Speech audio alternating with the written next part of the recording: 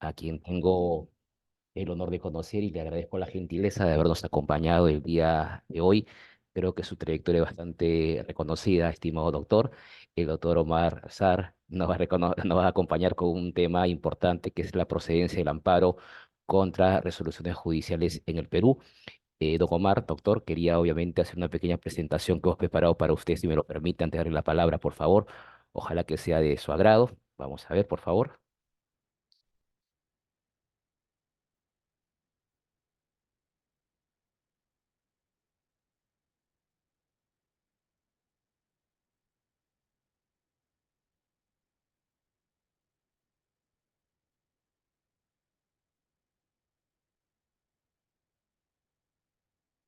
Reciban los cordiales saludos del equipo de Proyecto 024, que en esta oportunidad tiene el agrado de presentarles nuestra 39ª conferencia magistral, la cual estará a cargo del doctor Omar Alberto Sar Suárez, quien desarrollará el tema Procedencia del amparo contra resoluciones judiciales en el Perú. El doctor Sar Suárez es doctor y magíster en Derecho con mención en Derecho Constitucional por la Pontificia Universidad Católica del Perú. También profesor de Derecho Procesal Constitucional en la Universidad de San Martín de Porres, donde es responsable académico de la maestría en Derecho Constitucional. Además, es jefe de la Comisión de Procesos de Inconstitucionalidad y Competenciales en el Tribunal Constitucional del Perú. No nos queda más que reiterar nuestro cordial agradecimiento al doctor Omar Alberto Sar Suárez por acompañarnos el día de hoy con el tema Procedencia del amparo contra resoluciones judiciales. Muchas gracias.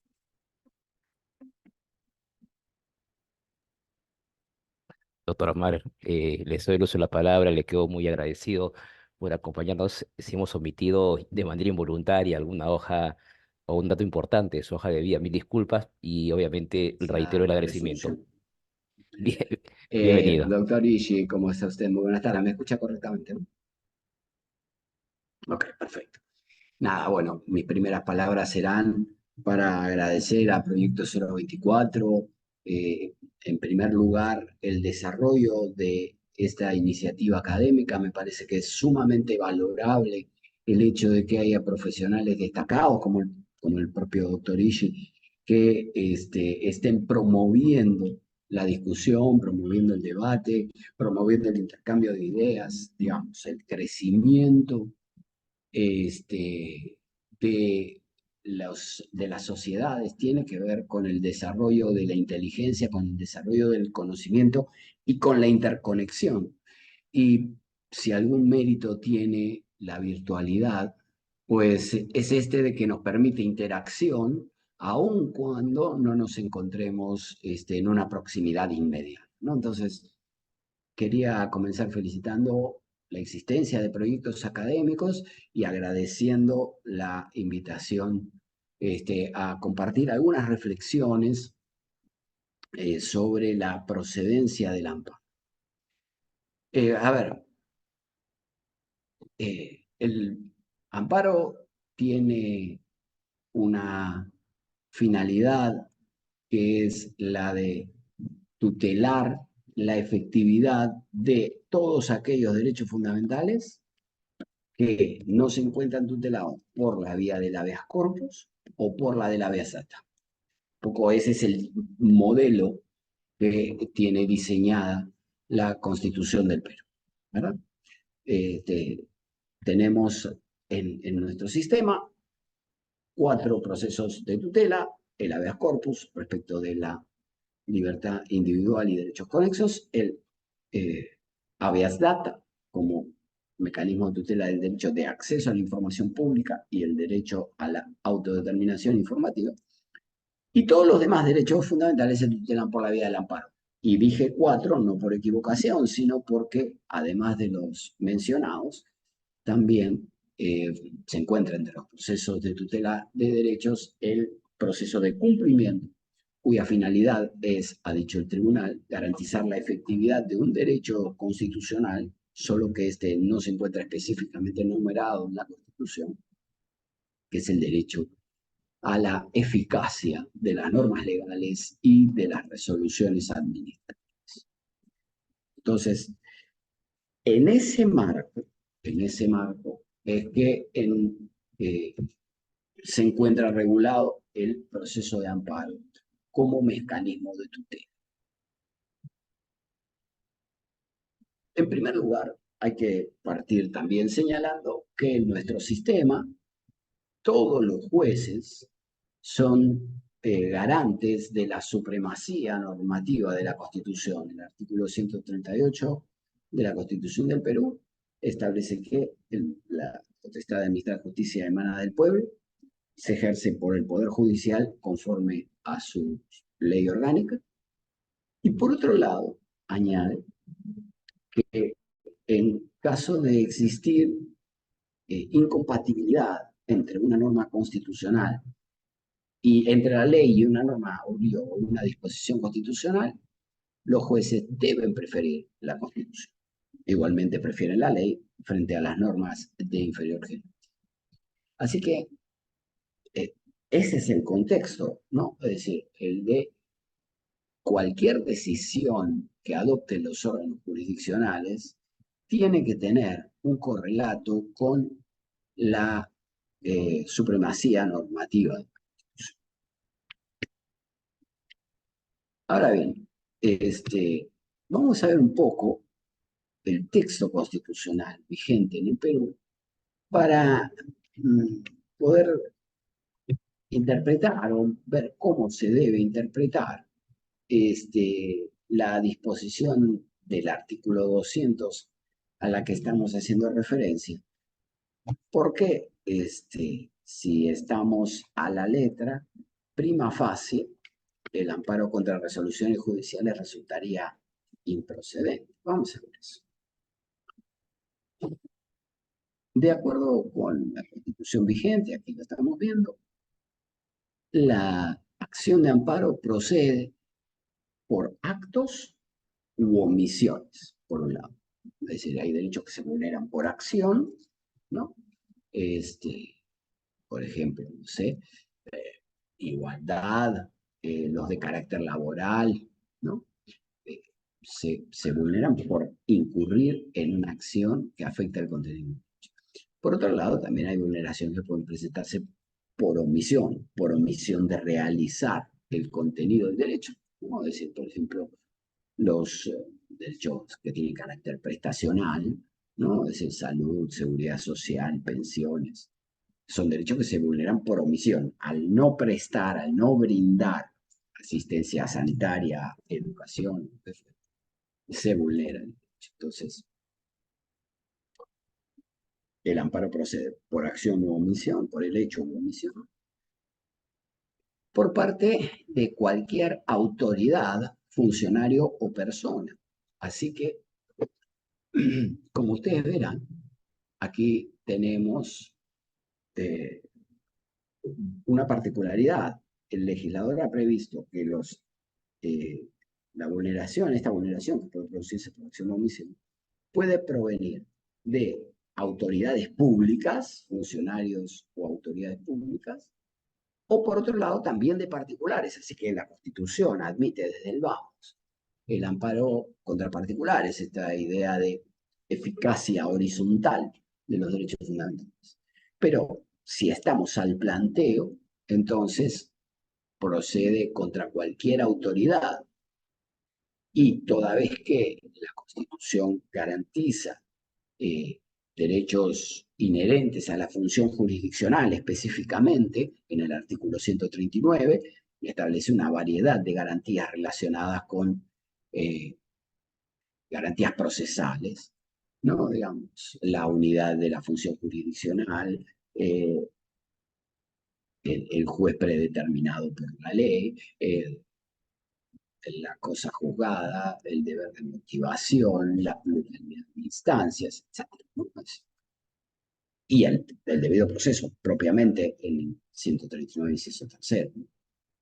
Entonces, tenemos entre un conjunto de garantías inherentes a la forma de tramitación de los procesos, por un lado, como derecho fundamental, obviamente no tutelado en principio por la vía del habeas corpus, tampoco por el de la habeas data, por lo tanto, tutelable estos derechos relacionados con el trámite de los procesos por la vía del proceso de amparo. Y por lo tanto, aquí entran las resoluciones judiciales, ¿no? Es decir, ya que se trata de actos de autoridad del Poder Judicial realizados por funcionarios públicos, de modo que, en principio, desde la perspectiva de si existe o no un derecho fundamental tutelado que pueda ser objeto de tutela por este medio, entonces la respuesta debería ser afirmativa, ¿no? Por otro lado, eh, también tenemos que se encuentra concernida la autoridad judicial como parte de como sujetos que pueden ser demandados, ¿no? Entonces, desde aquí no tenemos problema. Y que amenaza los derechos reconocidos en la Constitución, como decíamos recién, ¿no? Este,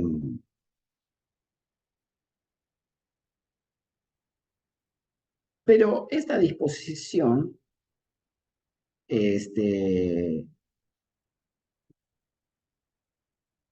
esta disposición se completa con el segundo párrafo, que establece que el amparo no procede contra normas legales, no es la materia que estamos tratando, ni contra resoluciones judiciales, y añade emanadas de procedimiento regular.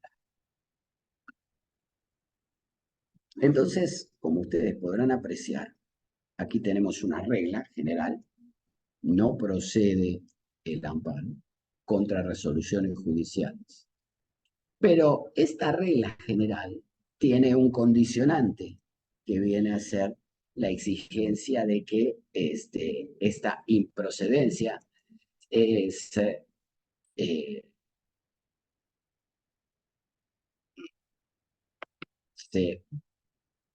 vincule con el desarrollo de un procedimiento que pueda ser considerado regular. Y luego nos vamos a detener un poco en qué quiere decir, ¿no?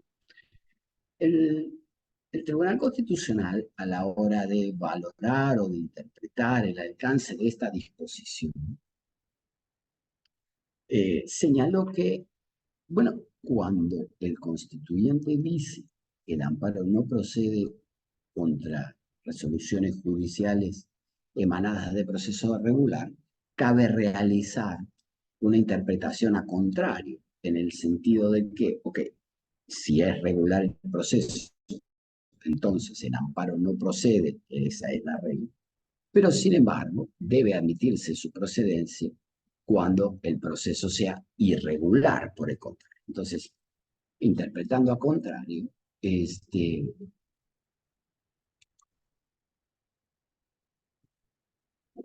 eh, interpretando a contrario, se puede concluir que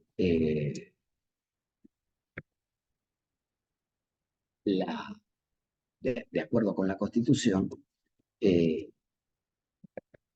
la procedencia del amparo en el caso de resoluciones judiciales eh, está limitada por esta regularidad del proceso.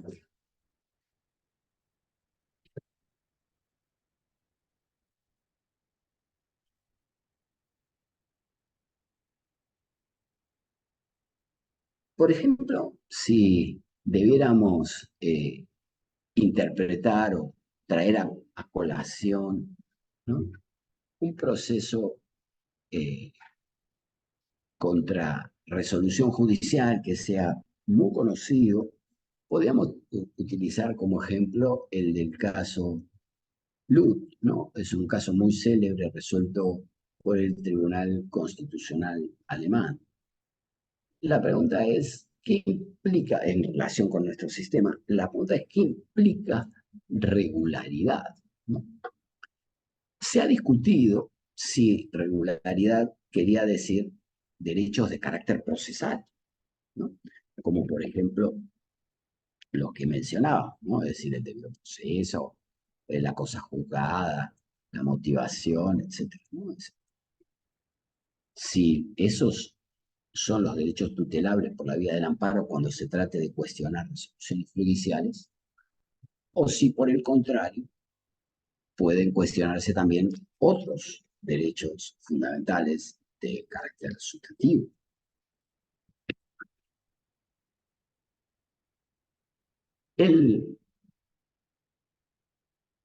Esta discusión ha dado lugar a interpretaciones diversas. Finalmente, el Tribunal Constitucional acabó optando por una tesis amplia de interpretación de esta disposición del inciso segundo del artículo 200.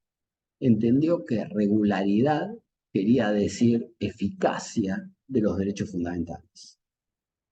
En Apolonia Colca, en un caso muy conocido, donde el tribunal desarrolló su jurisprudencia respecto de la procedencia del amparo contra resoluciones judiciales, el Tribunal Constitucional dijo que, bueno, el marco de los derechos es en general exigible para los jueces. Por lo tanto, no es que deban vincularse por algunos derechos fundamentales y otros escapen de su ámbito, particularmente en sistemas constitucionales como el nuestro, donde, como señalábamos, el conjunto de los sujetos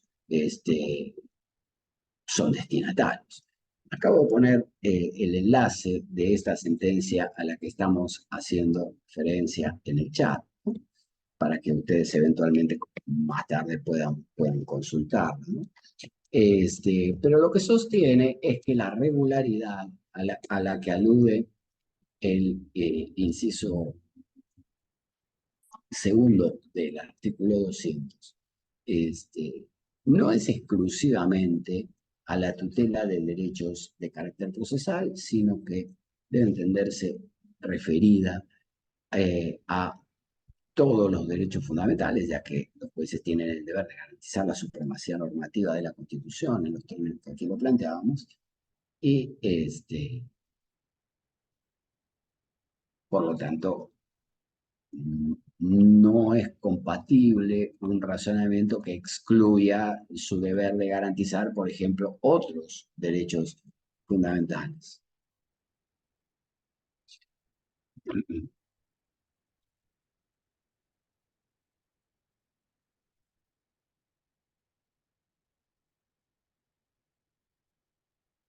Fíjense.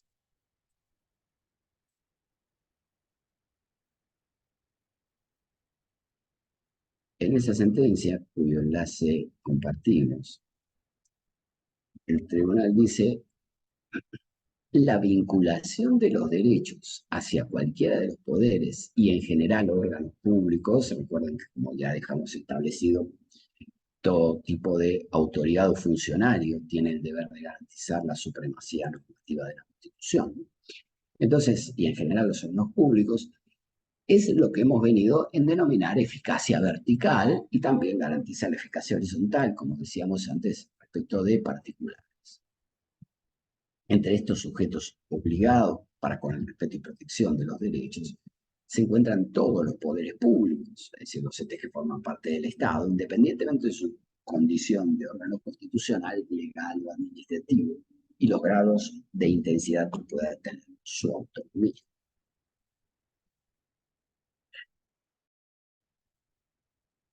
Y respecto del problema puntual, dice el tribunal que no puede haber un solo derecho fundamental que no pueda vincular a los órganos de la jurisdicción ordinaria. Y hay dos consecuencias de su condición de poder constituido y al mismo tiempo del carácter servicial para con el efectivo ejercicio de los derechos de la persona humana, pues al fin y al cabo de la jurisdicción al que presta emana del pueblo, conforme dice el artículo 138 de la Constitución al que ya hacíamos. Entonces, el Tribunal Constitucional ha defendido la tesis amplia en relación con la procedencia del amparo contra resoluciones judiciales.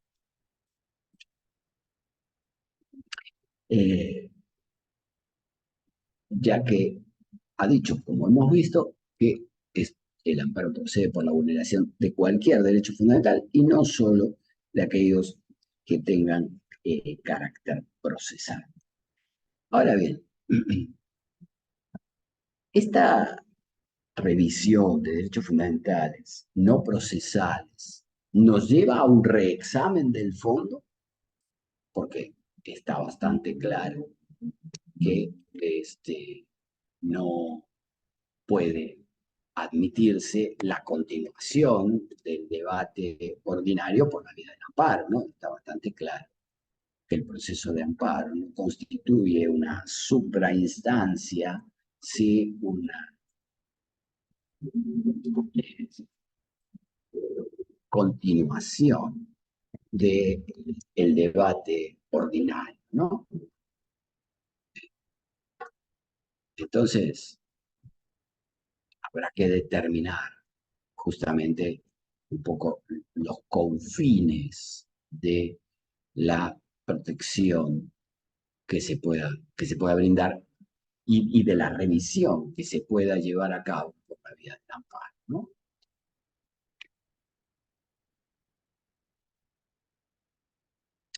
Eh,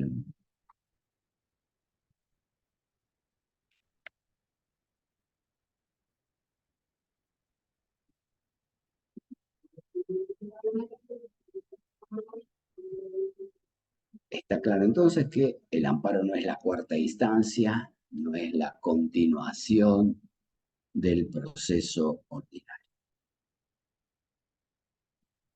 Entonces, ¿qué se revisa? Pues hay una línea tenue, pero visible. Lo que se revisa por la vía del amparo es el respeto de los derechos fundamentales, si se observó o no, si se observó un contenido de los derechos fundamentales en el trámite del proceso que se cuestiona, ¿verdad? Supongamos que hemos mantenido una controversia sobre una suma de dinero, la persona A y la persona B han mantenido una controversia, se resuelve en definitiva, es resuelto por un juzgado de primera instancia, se apela, esa sentencia es confirmada, se interpone un recurso de casación ante la Corte Suprema, la Corte Suprema desestima la casación. Muy bien. El proceso está concluido. El proceso ordinario, el proceso de obligación de la suma, está concluido. No hay ningún recurso previsto en el ordenamiento jurídico penal.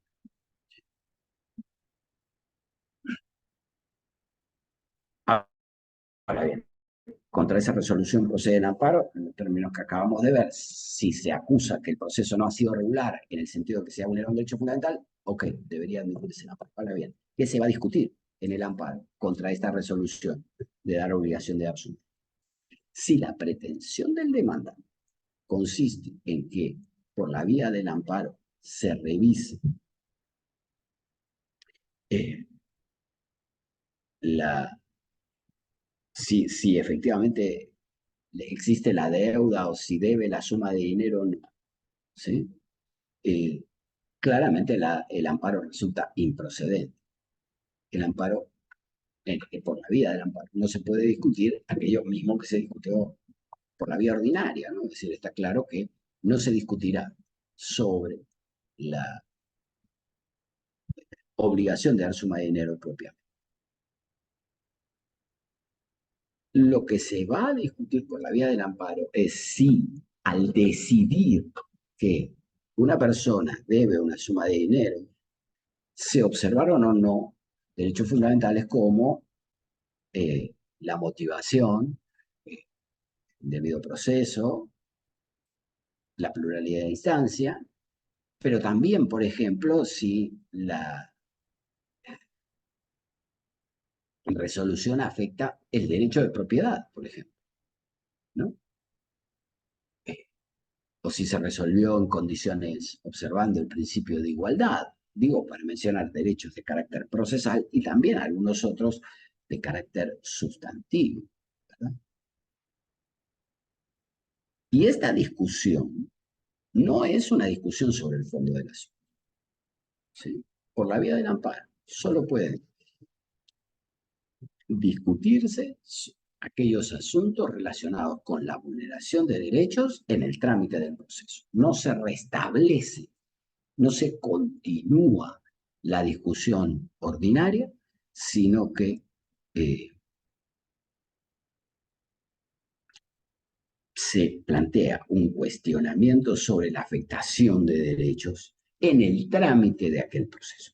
Claro, ahora bien, si en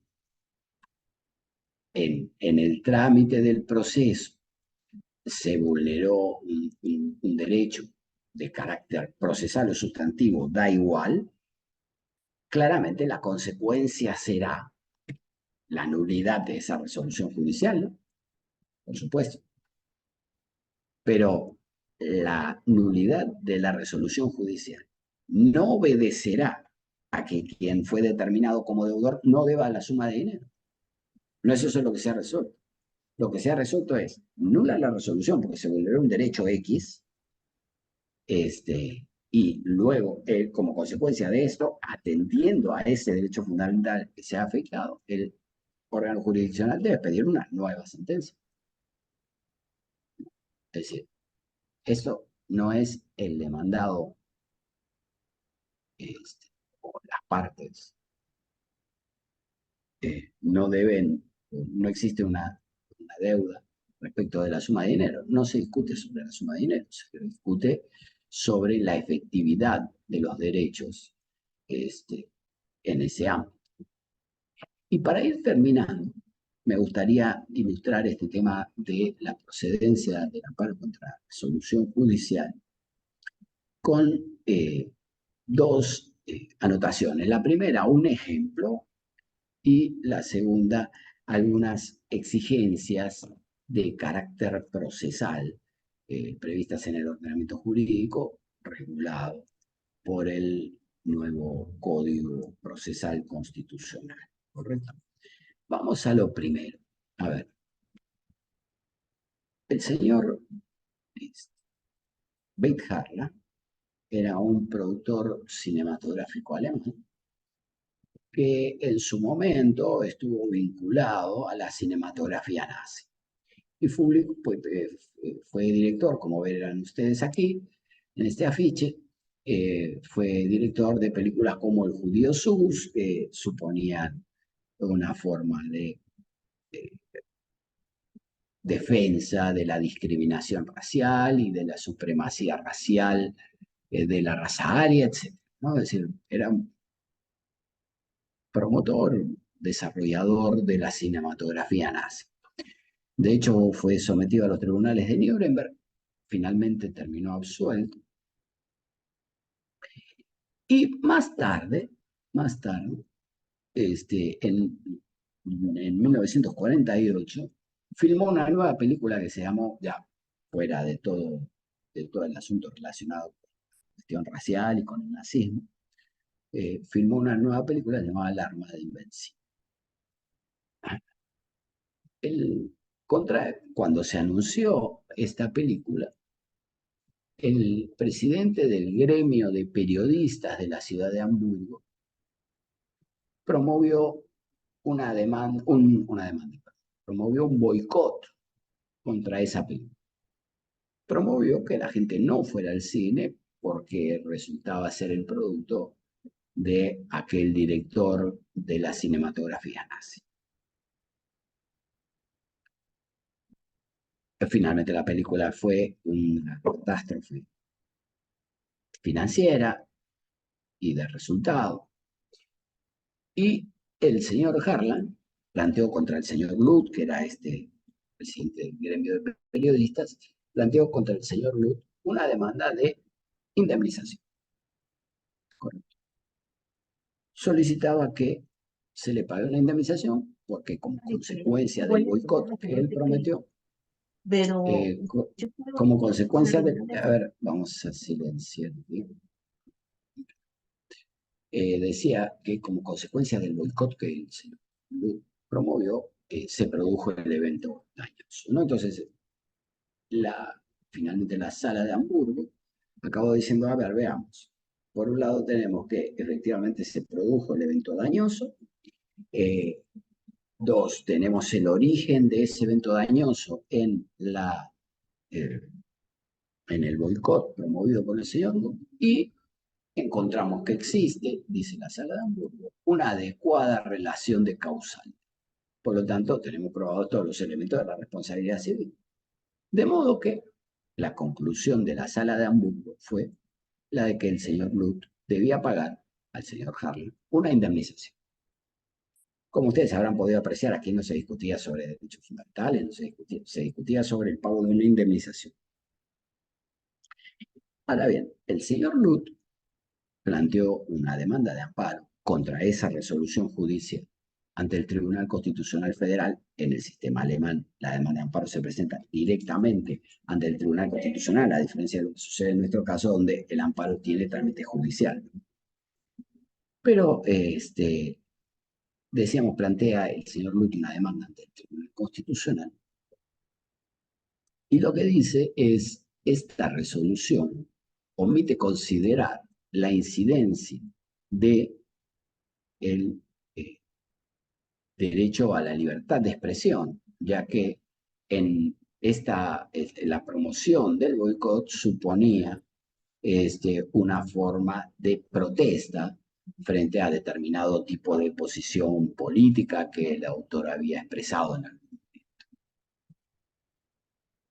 Y el Tribunal Constitucional finalmente va a acabar declarando la nulidad de la resolución, va a declarar fundada la demanda de amparo, va a declarar nula la resolución, sosteniendo que efectivamente la sala había omitido considerar un derecho fundamental. Y como verán ustedes, no es uno de carácter procesal, no es que al señor Wood no le notificaron la demanda o que tenía un vicio de motivación, etcétera. No, no, no. Es decir, aquí lo que se alega es la vulneración de un derecho fundamental. Ese derecho fundamental no es de carácter procesal. El derecho fundamental es la libertad de expresión. Y el Tribunal Constitucional acaba declarando fundada la demanda en virtud de la violación de ese derecho de carácter sustantivo, ¿no? Entonces, existió, dijo el tribunal, se presentó la vulneración de un derecho fundamental, y los jueces tienen el deber de garantizar la eficacia de los derechos fundamentales, y las exigencias derivadas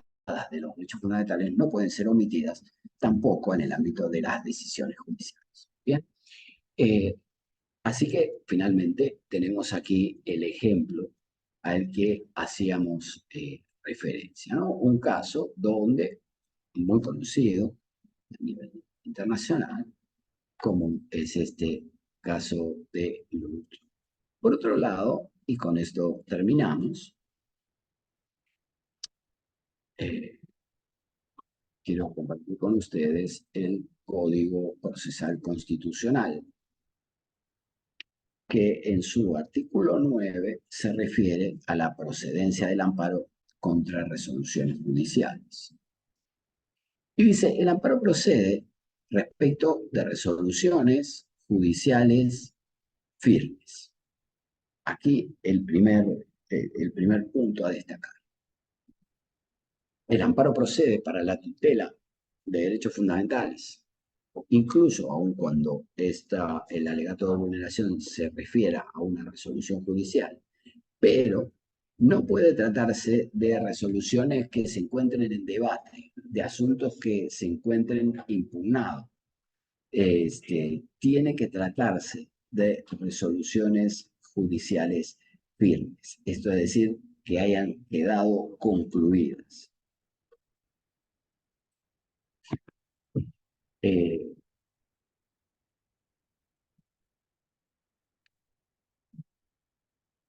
Sin embargo, el Tribunal Constitucional ha admitido en algún caso que si el proceso inició encontrándose la resolución no firme, pero cuando va a emitir sentencia finalmente, si se encuentra firme, terminó emitiendo un pronunciamiento sobre. A esto lo ha llamado firmeza sobrevenida.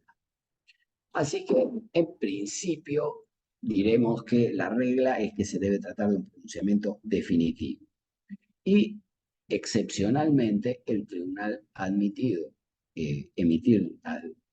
la posibilidad de emitir una sentencia sobre el fondo del asunto, aun cuando, en el caso de que, aun cuando originariamente no estuviese firme la sentencia, finalmente lo esté a la hora en que hay que resolver la controversia. Entonces, el amparo procede contra resoluciones firmes en el sentido de resoluciones que agoten contra las que no proceda ningún recurso, ¿sí? Y que hayan sido dictadas como manifiesto agravio a la tutela procesal, que comprende el agravio el acceso a la justicia y el debido proceso, muy bien. Y es improcedente, añade este artículo 9, cuando el agraviado de consentir la resolución que dice efecto. Entonces, además de que se trata de una resolución contra la que no procedan medios impugnatorios, el legislador ha añadido este deber procesal de las partes de haber impugnado, de haber cuestionado, y no haber consentido la resolución judicial que viene a plantear, contra la cual viene a plantear el amparo. ¿Correcto? Si usted consintió la resolución judicial, entonces es porque no le provoca agravio. Este es el razonamiento del legislador. No le provoca agravio. Si no le provoca agravio, no tiene sentido que admitamos la demanda. ¿Correcto? El amparo solo puede admitirse cuando la demanda se dirige contra una resolución judicial firme y que además no haya sido consentida.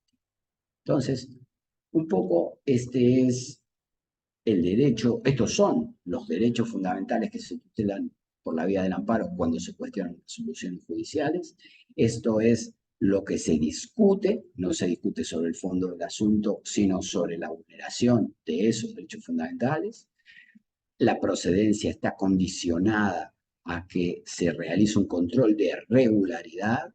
Regularidad quiere decir no solo debido proceso, sino también eventualmente derechos de carácter sustantivo. Y además, la procedencia de la demanda está condicionada a que se trate de resoluciones judiciales firmes que no hubiesen sido consentidas. Muy bien, lo vamos a dejar aquí. Y les agradecemos por habernos acompañado, por su paciencia y a Proyecto 024 por su invitación. Muchísimas gracias. Doctor Omar, muchas gracias por acompañarnos el día de hoy. Por parte de todo el equipo de Proyecto 024, reiteramos nuestro agradecimiento por estar el día con esta ponencia tan interesante e importante sobre el tema en la actualidad. Para finalizar con la reunión y despedirnos correctamente, hemos preparado un reconocimiento de manera virtual, que es lo que nos permite tener un mayor alcance. Como puede ver, ha tenido bastante acogida nuestra conferencia. Le agradecemos una vez más por acompañarnos. Muy amable, muchísimas gracias. Muy gentil.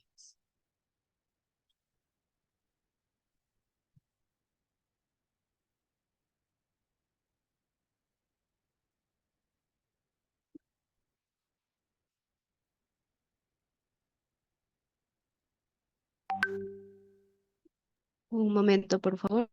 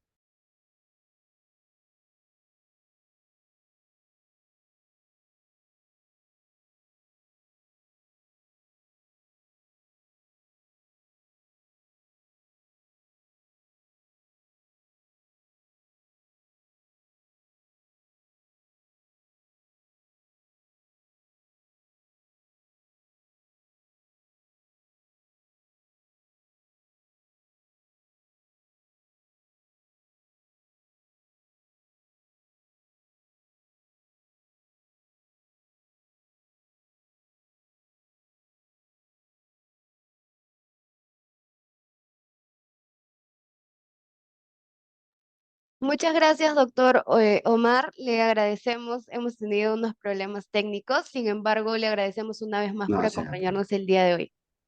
les mando un abrazo, muchísimas gracias y felicitaciones por este evento. Estamos en contacto. Hasta luego.